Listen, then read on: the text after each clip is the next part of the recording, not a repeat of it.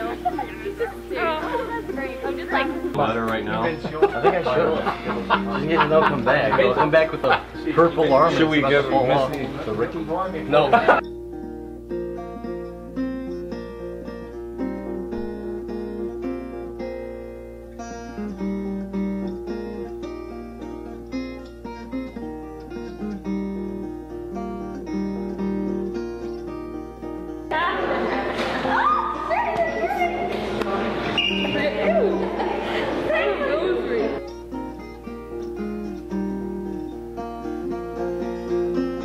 Oh yeah, I know. You take something before you pick it up. Right.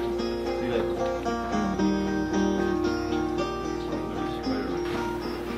that? I'm Larry Giroux.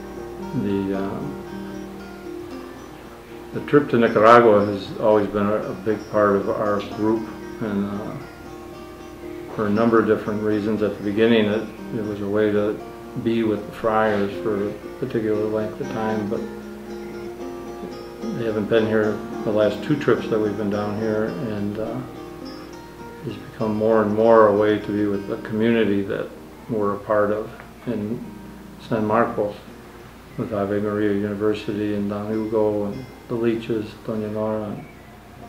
And, now we have friends in restaurants and hardware stores, and I really there was a Tau Maria group here, and it sort of ebbs and flows. Hugo and Josefina were a big part of that, and so I always think of it that we still have our group of Tau Maria down here, and we just come down to help support them.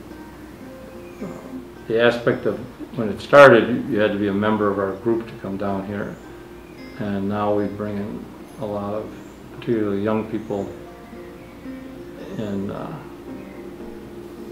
in my mind, this is why I do the work that I do to hold this trip together. Is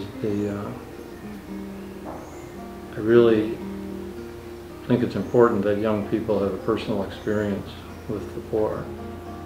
Most of all, so they're not, I guess at first, not afraid of them. And then second, I'm from Detroit, and I know a lot of people in their 50s who've never been to the city of Detroit because they're terrified. And so I want people to know that, young people in particular, to know that there's nothing to be afraid of.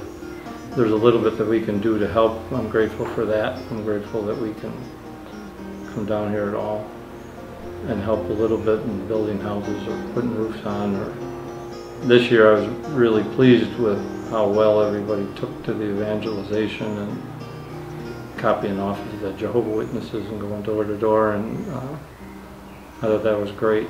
Not just for the people that welcomed us in and prayed with us, but particularly with the people that were doing it and how they came back at night and talked about how great it was. The hard work that some of the guys did has always been rewarding. I did that the first year I was down here, and it was great to know the work, do this day in and day out. I was asked why this does, if you put the numbers together, our whole group, there was quite a bit of money spent to get us down here and house us and feed us while we were here. And the question sort of begs the question, why don't you just send a check? First of all, we couldn't get a check that would be that big. People don't hand out plane tickets and cash them in. The money, a lot of the money came because the people wanted to come. And the good that money would have done would have been significant. And we probably, what this trip cost, we could have built 10 or 12 homes for that amount of money, so that's long-term good. So I don't want to demean sending a check. I think it's wonderful when people donate money to us. It really helped us. But there was 27 people here this year that came down here. They won't be the same when they go home. There was probably well, we're going to feed 300 people tonight, but there was probably 200 or 300 people that were touched here. They won't be the same because we were here. And I think that I don't want to play one against the other. I think what you have to have both.